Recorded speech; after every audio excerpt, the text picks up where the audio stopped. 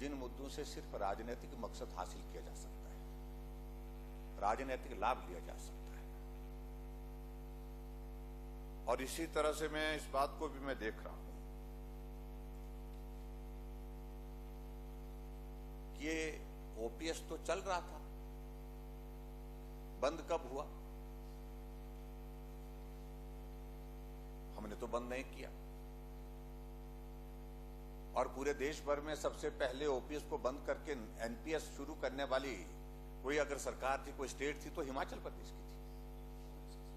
और सरकार कांग्रेस पार्टी की थी।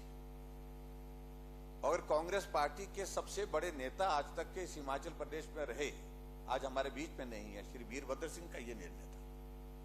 एमओयू उन्होंने साइन किया और 2004 में इसकी इंप्लीमेंटेशन हुई। और उसकी एवज में जो केंद्र से आपको स्टेट के लिए जो इंसेंटिव मिलने थे, वो इंसेंटिव भी लिए, पैसा भी लिया। 292 करोड़ रुपीस वो फिगर जो बताई गई।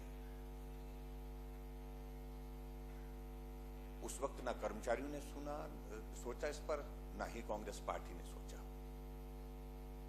हम सत्ता में थे नहीं यहां प्रदेश में उस वक्त। और उसके बाद अध्यक्ष महोदय ये सिलसिला सहज रूप से चलता रहा, किसी ने इस बात को लेकर के कभी चर्चा ही नहीं की। लंबा दौर हो गया, आज ये सारा मामला 20 वर्षों के बाद उठाया जा रहा है। अगर कर्मचारियों के हित की अगर इतनी ही रक्षा करने की इनकी भावना है, तो 2012 में फिर वही वीरभद्र सिंह जी हिमाचल प्रदेश के मुख्यमंत्री बने थे। उनके ही नेतृत्व में ये लोग जो यहां पर शोर डाल रहे हैं, अधिकांश लोग उस वक्त उनके साथ थे, मंत्रिमंडल में थे। उस वक्त भी कर्मचारियों ने इस बात को लेकर के कहना शुरू किया था। लेकिन 2012 से 2017 तक सरकार रही। सरकार रहते हुए उस वक्त क्यों नहीं आया कि ओपीएस से कर्मचारियों का नुकसान हो रहा है, हमको जो है ओपीएस बंद करके एनपीएस शुरू करनी चाहिए। यह ख्याल आखिरकार 2022 में क्यों आ रहा है? 2022 में इसलिए आ रहा है कि 2022 में विधानसभा के चुनाव आने वाले हैं। और जो चुनाव आ रहे हैं तो इसलिए इसमें राजनीतिक मकसद से हम इसका लाभ कैसे ले, इसलिए कर्मचारियों की भावनाओं को भड़काने की दिशा से प्रयत्न कर रहे हैं। मैं कर्मचारियों के प्रति बिल्कुल सम्मान रखता हूं, उनको अपनी मांग करने का अधिकार है।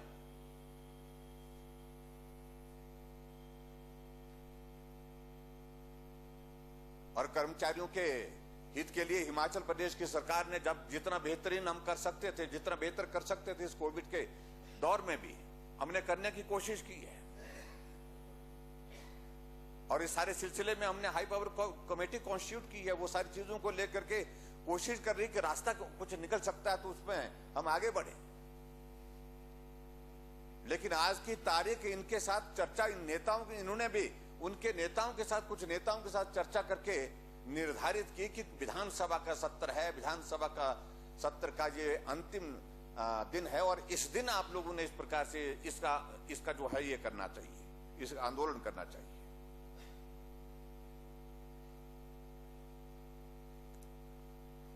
मैं उनमें से अगर डिटेल में अगर बात कहूं तो बहुत लंबा उसमें विषय जाएगा।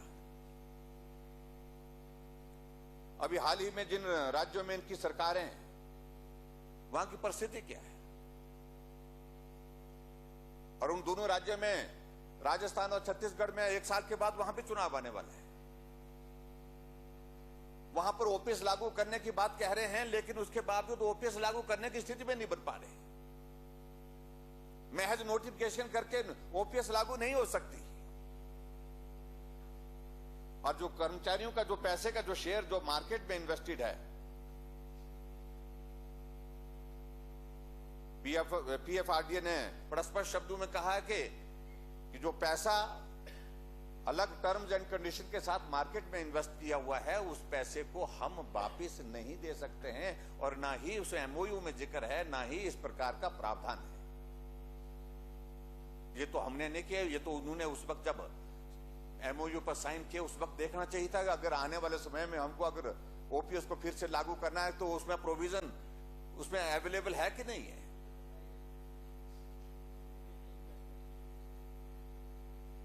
और ऐसी स्थिति में अध्यक्ष महोदय, आज सिर्फ एक राजनीतिक मकसद की दृष्टि से जो है वो कर्मचारियों की भावना को भड़काने की जो प्रयत्न किए जा रहे हैं, मैं समझता हूं ये बहुत दुर्भाग्यपूर्ण है।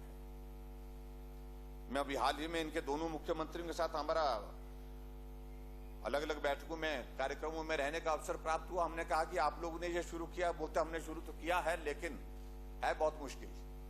हमने कहा तो ये शुरू करने के लिए आपने क्या सोच करके हमको रास्ता बताओ, हम भी सोचें, विचार करें कि, लेकिन हमने कर तो दिया, सब लोग कह रहे थे इसलिए कर दिया, लेकिन करना मुश्किल है। जोनल काउंसिल की मीटिंग जयपुर में हुई, इनके पार्टी के वरिष्ठ नेता, सबसे वरिष्ठ नेता में मुख्यमंत्री के तौर पर गहलोत जी वहां पर हाथ जोड़ करके वहां पर गृह मंत्री के समक्ष बार बार इस बात के लिए निवेदन करते रहे, हमने लागू तो करने की बात कह दी है लेकिन हम केंद्र के सहयोग के बिना इसको लागू नहीं कर पाएंगे। जब मालूम था कि इसमें नहीं लागू कर पाएंगे, ऐसी परिस्थिति में उसका रास्ता पहले तलाशना चाहिए था। और इनके जो हिमाचल प्रदेश के आज के प्रभारी हैं, छत्तीसगढ़ के मुख्यमंत्री, उनसे भी हमारी मुलाकात हुई। उनका भी यही कहना था और उन्होंने यहां प्रेस कॉन्फ्रेंस में भी इस बात का जिक्र किया कि मुश्किल है, केंद्र के सहयोग हम उम्मीद करते हैं केंद्र हमको इसमें मदद करेगा। एक तो आप एमओयू में केंद्र सरकार के साथ एंटर किए हैं, वो भी उसका पालन करना भी एक बाइंडिंग है। उस एमओयू से एक तरफा विड्रॉ करना कानूनी तौर पर कितना व्यवहारिक है, कितना संभव है, वो भी एक विषय है।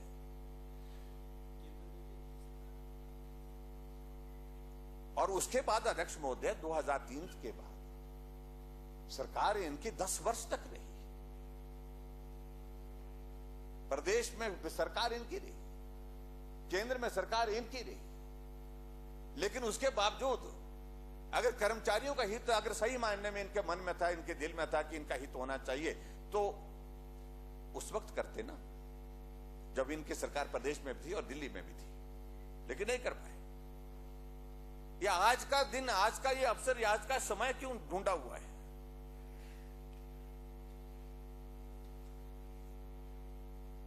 और हमारी सरकार से अध्यक्ष महोदय मैं ये कहना चाहूंगा कि वर्तमान सरकार ने कर्मचारियों के हित के लिए एक बार नहीं अनेक बार, हिमाचल पहला ऐसा प्रदेश है जहां कोविड के संकट के बावजूद एक दिन कर्मचारियों की तनख्वाह हमने जो है वो डिले नहीं की, एक दिन हमने कर्मचारियों की पेंशन डिले नहीं की है, समय पर दी है, इतना बड़ा संकट होने के बावजूद भी।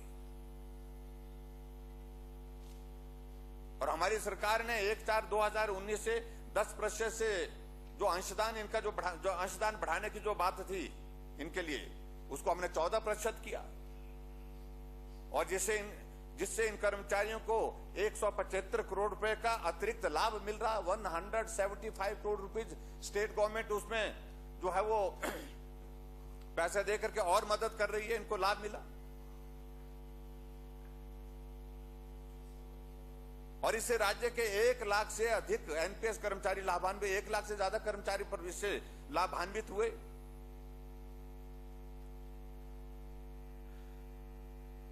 और ये भी मैं कहना चाह रहा हूं कि हमारी सरकार पूरे देश भर में पहली सरकार थी जिसने 10% से 14% की सबसे पहले अगर किया तो हिमाचल प्रदेश ने किया। ये भी मैं कहना चाह रहा हूं। और स्वाभाविक से जब 10 से हमने 14% किया तो उससे एनपीएस में जो हमारे कर्मचारी हैं उनको पेंशन में भी इसका लाभ मिलेगा, पेंशन में भी इसके कारण बढ़ोतरी होगी।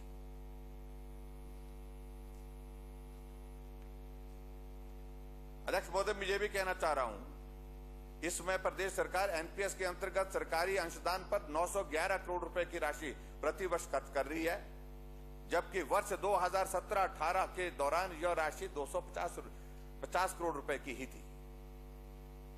और आगे बढ़कर के मैं ये भी कहना चाह रहा हूं अध्यक्ष महोदय, पिछली सरकार ने ग्रेजुएटी का लाभ प्रोस्पेक्टिव डेट से दिनांक 12/9/2017 से लागू किया था, और इस कारण एनपीएस कर्मचारी जो मई 2003 से सितंबर 2017 के बीच में सेवानिवृत्त हुए या उनकी उस दौरान मृत्यु हुई, वे इस लाभ से वंचित रह गए थे। कोविड-19 महामारी के बावजूद वर्तमान सरकार ने कर्मचारियों को ग्रेजुटी का लाभ देने के लिए आदेश जनवरी 2021 में जारी किए, जिससे 5,612 एनपीएस कर्मचारियों को 110 करोड़ रुपए का लाभ मिला। वो तो नहीं है यहाँ पर, सिंघा जी यहाँ पर हैं, हमेशा आप माननीय सदन में बार बार इस विषय को लेकर के बात करते थे कि ये तो कम से कम करिए, अगर आपकी ओपीएस लागू नहीं हो पाती तो ये तो करिए। हमने कहा जो डूएबल है, जो कर सकते हैं वो करना है, वो किया हमने। लेकिन उसके बावजूद सिंघा साहब को भी संतोष का भाव नहीं है। आपकी बात हमने मान ली, एक नहीं कई बातें मानी आपकी। और इसी तरह से अध्यक्ष महोदय, एनपीएस कर्मचारियों को सेवा काल के दौरान अपंग होने अथवा मृत्यु होने की सूरत में इनवैलिड पेंशन और फैमिली पेंशन देने के आदेश 22/2/2022 को जारी किए गए और इस निर्णय से दिनांक 15/5/2003 के बाद अब तक सेवा काल के दौरान मृत्यु को प्राप्त हुए अथवा अपंग हुए लगभग 2,200 एनपीएस कर्मचारियों के परिवारों को पेंशन तथा इनवैलिड पेंशन का लाभ एरियर सहित लाभ मिल रहा है। ये भी मैं आपके बीच में कहना चाहता हूं, जिसमें 250 करोड़ रुपए खर्च होंगे, 250 करोड़ रुपीस। ये भी विपक्ष की ओर से पहले कहा जाता था ये तो करिए, सिंघा साहब तो हमेशा इस बात को करिए, अगर आप ओपीएस लागू नहीं कर सकते तो ये दो चीजें तो करिए। हमने दोनों को दोनों चीजें कर दी और आपके सामने की यहां पर जो किया जा सकता था अध्यक्ष महोदय, वो हमने करने के लिए मना थोड़ी किया। आज भी हम भी सोच रहे हैं, आज भी हम इस बात को कह रहे हैं, जो करने के योग्य कुछ चीजें होंगी तो निश्चित रूप से उसमें हमें करने में हम पीछे नहीं हटेंगे। लेकिन जो करने की स्थिति में नहीं हो पाएंगे उसमें हाँ कैसे करेंगे, वो तो मुश्किल भी होता है, उसमें थोड़ी कठिनाई भी होती है।